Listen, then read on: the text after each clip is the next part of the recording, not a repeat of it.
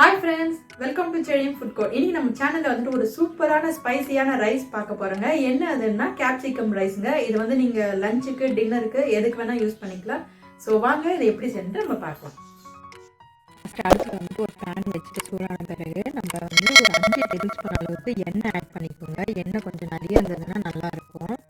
ஓகேங்க, இப்போ எண்ணெய் சூடாயிடுச்சு. நம்ம சோம்பு ஆட் பண்ணிக்கலாம். சோம்பு வந்து நல்லா பொரிஞ்சுட்டே வருது. இப்போ நான் வந்துட்டு ஒரு மீடியம் சைஸ் அளவுக்கு வெங்காயத்தை வந்து இந்த மாதிரி குட்டி குட்டியாக கட் பண்ணி ஆட் பண்ணுறேங்க. அது வந்து கொஞ்சம் நல்லா வதக்கிக்கோங்க. அந்த கலரே சேஞ்ச் ஆகும், உங்களுக்கே தெரியும். ஓகேங்க, இப்போ வந்து நம்ம கொஞ்சமாக இஞ்சி பூண்டு விழுது சேர்த்துக்கலாம். அந்த ரைஸ் வந்து கொஞ்சம் நல்லா ஃப்ளேவராக இருக்கும். இந்த பச்சை வாசனைலாம் நல்லா போயிடுச்சுங்க வதங்கி விட்டதுனால.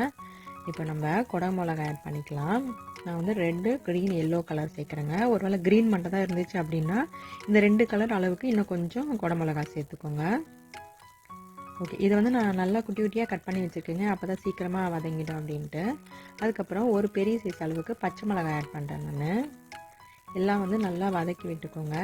இது வந்து லஞ்சுக்கு நீங்கள் டின்னர் கூட சாப்பிட்லாங்க. ரொம்ப சூப்பராக இருக்கும். ஈஸியான டைமில் செஞ்சிடலாம் இது.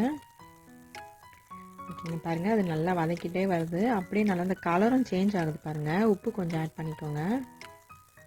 அப்படியே நல்லா வந்து வதங்கிட்டு வந்த காய் போட்டதே தெரியாத அளவுக்கு நல்லா வதங்கிடும்.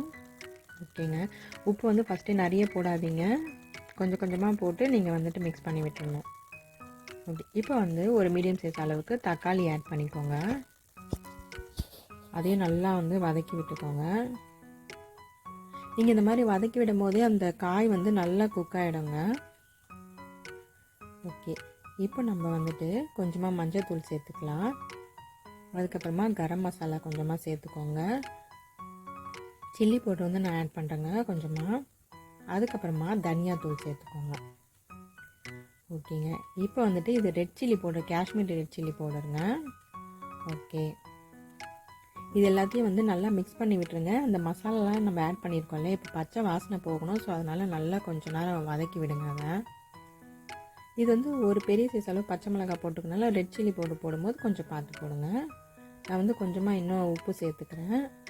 இப்போ நல்லா வந்து அதை மிக்ஸ் பண்ணி விடுங்க. எண்ணெய் பிரிஞ்சு வரும். ஸோ நல்லா அது பச்சை வாசனைலாம் போயிடுச்சுன்னு அர்த்தம். இப்போ வந்துட்டு நான் பாஸ்மதி ரைஸை வந்துட்டு ஆல்ரெடி குக் பண்ணி வச்சுருக்கேன். அது வந்து இதில் ஆட் பண்ணிடலாம். நம்ம ஆட் பண்ணிவிட்டு நல்லா மிக்ஸ் பண்ணி விடுங்க. நீங்கள் வேணும்னா ஆர்டினரி ரைஸ் கூட சேர்த்துக்கலாங்க, ஒன்றும் ப்ராப்ளம் இல்லை. ரெண்டுமே சூப்பராக தான் இருக்கும் டேஸ்ட்டு.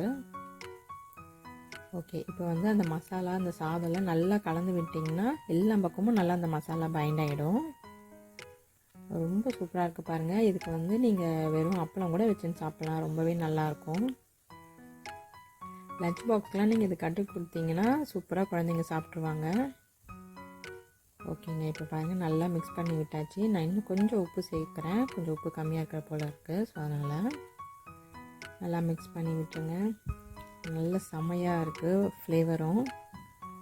ஓகேங்க, நல்லா ரெடி ஆகிடுச்சு பாருங்கள். சூப்பரான குடை மிளகாய் சாதம் ரெடி.